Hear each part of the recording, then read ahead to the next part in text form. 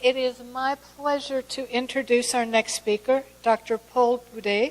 He has over 20 years of experience as a senior executive physician in the pharma biotech industry.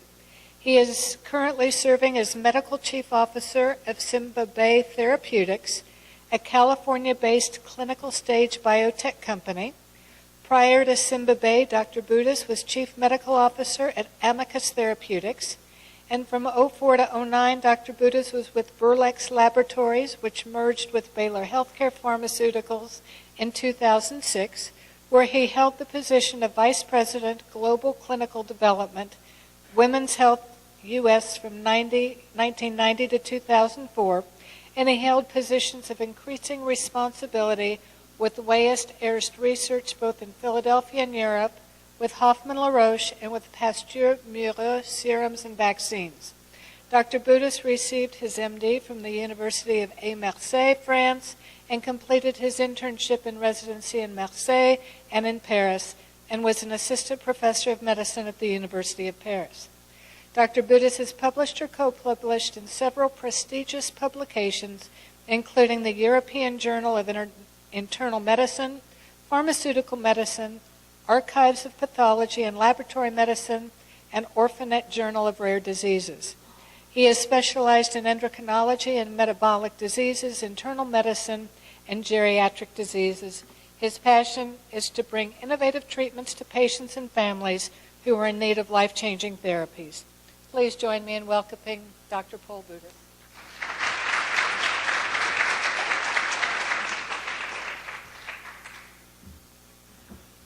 So Tina is much taller than I am, so I have to adjust that.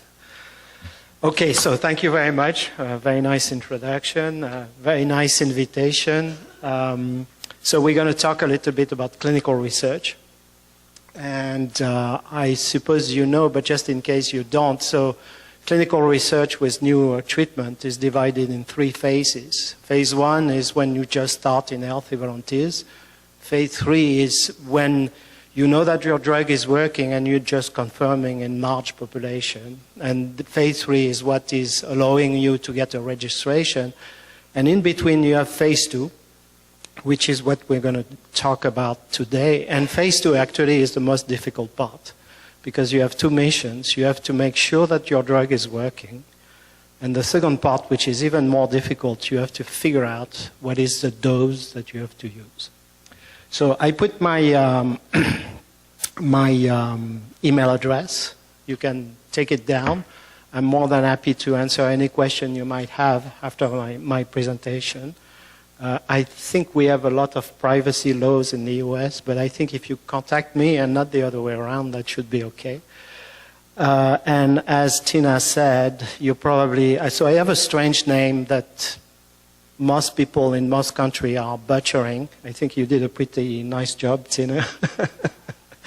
And as she said, so it's coming from France. I'm sorry about that. So I don't have a Texas accent. It's a French accent.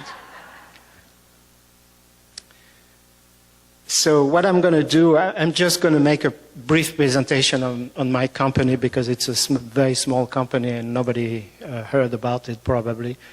I give some notion about the drug itself, its mechanism of action, and what we have done with the drug up to now. And now I'm going to talk about also about the phase 2 study. It doesn't have a name, so it's just giving you the NCT number, which is what you can find in clinicaltrial.gov. I'm going to talk about the design and the operation behind the study. Now, the difficult thing for me was that I was just going to talk about that, but in between, some things happen in the study, and actually I can present results to you today. And this is probably the first audience that is going to listen to the results. So, and I'm going to explain to you why. So the talk is a difficult talk because I'm changing topic. I was not, so I just prepared this talk very recently. And I have to say I'm a little bit anxious because in my position, I have a lot of bosses. So I have a CEO that I have to make him happy. I have a board. I have to make these guys happy. I have the FDA. I have the SEC. But the real boss, you are the real boss, because all what I'm doing is for you, actually. So I'm very anxious, because if I cannot make you happy, then it's going to be difficult for me. So a little bit about the company. So we are based in Newark, which is not the bad Newark in New Jersey. It's a good Newark in California. It's a very small company. We're 22. And actually the biggest department in our company is the finance department, because we have to be compliant with the SEC. We're on the NASDAQ, so this means that we are a public company. The ticker symbol is CBAY, so that could be interesting for you to look at what you get. A lot of information when you go on Yahoo. So what we are doing, one thing about being public is I have also a responsibility to shareholders, and everything that is considered being significant for the company, I cannot tell you something that they don't know. So when I speak, I have a tendency, because I am from the south of France, to say too much. So I have to be careful, because otherwise I can go in jail if I give you information that are not known by my shareholders. So you just have to remember that, because if you ask me a question, sometime I will have to think about that before I give an answer. So we are developing therapy for metabolic diseases. We are doing serious, rare, and orphan diseases, but we're also doing frequent and neglected disease. So if you look at the pipeline, so we have this drug. It doesn't have a better name. I'm sorry for that. It's called MBX 8025. So we are doing a program in PBC. We have also the same drug for another program, which is in a disease that you probably never heard of, which is called homozygote familial hypercholesterolemia. What it is, it's a genetic disease, and the people do not have receptor on their hepatic cells, so they cannot clear the bad cholesterol from their blood. So it's a terrible disease, and we're trying to help them with our drug. And then the other drug is called R-alophenate, which is also an awful name. So I think we have to make some progress about that. But it's for gout. And gout is an interesting disease because it's a very frequent disease, but it's awfully badly treated. So it's nice to have something to try to improve the situation here also. Oh, I have to mention that you see this nice picture. So that's Newark, California. That's not our building. We just have a small office in this building. So the drug MBX 8025 is called a PPAR delta agonist. That's also an awful acronym because it's a little bit complex. But the interesting thing about this kind of drug is that they have multiple actions, and you are targeting genes. And depending on the genes you are targeting, it can be an upregulation, so you're going to have more activity, or a downregulation, and you have less activity. And what you have on this cartoon, is, it should be, oh gosh, what am I doing? Okay, I'm going to stop to play with this. The drug itself can target multiple areas because it has multiple activities. So if you look on the left-hand side, HoFH, the cholesterol disease, the drug is very good at lowering cholesterol and bad cholesterol. So you can use this drug to improve this lipoprotein metabolism. There is another thing that is pretty evident with this drug also, is that you have it's an insulin sensitizer. So, and you can use this drug for a disease that many people talk about, which is called NASH. And some drug in the PPAR family are used for that. It's potentially also having antifibrotic activity, which is good when you have NASH or PBC. And then you see for the PBC, which is in blue, we have an effect on bile acid transport. So probably we are able to clear bile acids, but also in bile acid synthesis. And bile acids are not good when you have PBC. You prefer to have a low level of endogenous bile acid. And also there is an anti-inflammatory activity, which is good because PBC is also an inflammatory disease. So what we did, so we started this program, actually, we didn't think about PBC at all. We were more into the cholesterol side of things, and we knew that the drug was good to decrease LDL cholesterol, which is the bad cholesterol. So we did multiple studies, actually. So as you see in healthy volunteers, so you have data here. So for healthy volunteers, that was the phase 1 program. What is called mixed dyslipidemia, actually it's a phase 2 study in people who have high LDL cholesterol, but not a genetic disease. And then the third one, which is HoFH, is the people with a genetic disease. And what you have here is what was happening with the alkaline phosphatase. So we had an exchange this morning. So that's really the enzyme that is a sign of activity in PBC. And what you see is that if you're on placebo, meaning no treatments, there is a little bit of change in alkaline phosphatase, which is the variability that you expect. But if you were on MBX 8025, whether you use dose of 50 milligram, 100 milligram, 200 milligram, there was always a decrease. And sometimes, so that's the red number, and you see it goes from minus 28% to sometime minus 40%. And if you take an active control, atorvastatin is just Lipitor.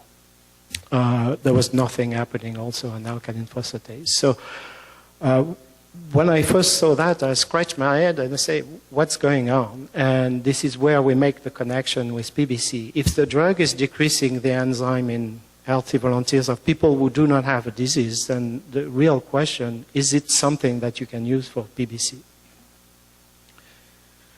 So on top of that, I mentioned the way you take the drug. It's once a day oral treatment, so that's pretty easy. So that was interesting to see what was going on. So the program we did was not in PBC, but there was already approximately 300 patients who took the drug. And you have what are the results. So 5 phase 1 studies.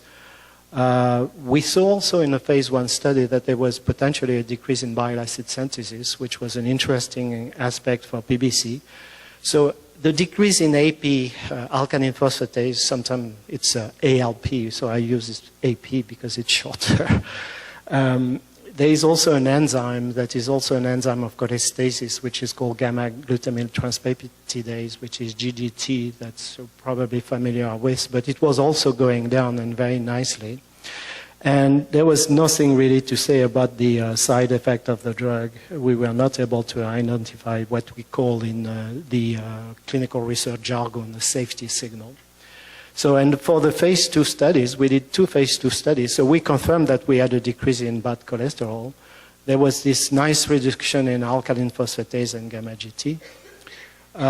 In these studies also, we were able to see that there was a decrease in HSCRP, which is called highly sensitive CRP, which is really a pretty good information marker that a lot of physicians are using. And again, the drug was generally safe and well tolerated, and we could not detect a safety signal. When I say that, we could not say that this drug creates this or this for sure, and that's something you can look at, meaning that when you do clinical research, you have to be careful and look at everything because you don't really know what could be a safety signal. So we decided to do a PBC study. And when you work in a small company like ours, it's not only the decision of deciding to do a study, it's also the decision to raise money. And that's why we're on the NASDAQ. We're a public company. So we talk to potential investors and say, we have this idea, are you able to support us to bring some money in the company so we can finance this study? And the answer was yes, so we were able to find the money, so we just decided to do the study. So when you do a clinical trial, especially a phase 2 clinical trials, you have to know exactly what you want to do because you need to get some answer at the end of the research. So the first question was a very simple question. Can we decrease alkaline phosphatase in PBC patients? Now, the second question, which is actually the most difficult question in drug development, is can we find a dose that would be both safe and efficacious to use in the phase 3 study, which is the confirmatory trial? And the last question, which is always a key question when you do a clinical research study, is what is the safety profile of your drug? Now, you have also what we call secondary objective, which are always interesting, but you just look at it and see if you have something and you get some ideas. So it's more exploratory if you want. So we wanted to know whether we had some activity on the symptom of PBC. Asthenia is very difficult because you probably need a lot of patients, but we're also interested to see what was going on for things like pruritus. The impact on LDL cholesterol, it can always be a good thing if you decrease LDL cholesterol, bad cholesterol, but we had no idea whether we would see that in PBC. The impact on marker of inflammation, of course, and the impact on bile acids. So we do measurement of bile acid. The problem with bile acid is that they are very variable, so you need a lot of patients to see a clear signal. But, why not try anyway and see if we can get something. So the study itself, there was nothing really special about the design of the study. What we just did was what other people did before. So it's a 12-week study, 3 months of treatment. It's double-blind, meaning that neither the patients or the subject, nor the physician, nor people who are sponsoring the study know which treatment is taken. It's randomized because there is an equal distribution. We want to make comparisons. So when we say randomized, it's some people are going to get one treatment, and it's given at random. And placebo-controlled, which will be the group that helps you to compare to what's going on if you have no drug. And we use 2 doses of the drug. The dose is 50 milligram, which was the lowest dose we used before, and 200 milligram, which was the highest dose that we used before. To be in the study, you have to get a confirmed diagnosis of PBC. We were planning to randomize 75 patients, which seems to be not that big, but in fact it's big because it's a rare disease, so it takes time to do that. 25 patients per group, so 3 groups, equal number of patients per groups. And these patients, this needed to be what is called inadequate responder to ERSO, UDCA. And the way you judge that, the criteria is that you need to be on this treatment for at least 12 months. And you need to have still your alkaline phosphatase, which are above the upper limit of normal despite the treatment. And the classical threshold that is used is 1.67 times above the upper limit of normal. I didn't invent this criteria, so don't ask me why it's 1.67 and not 2 or 1.5. So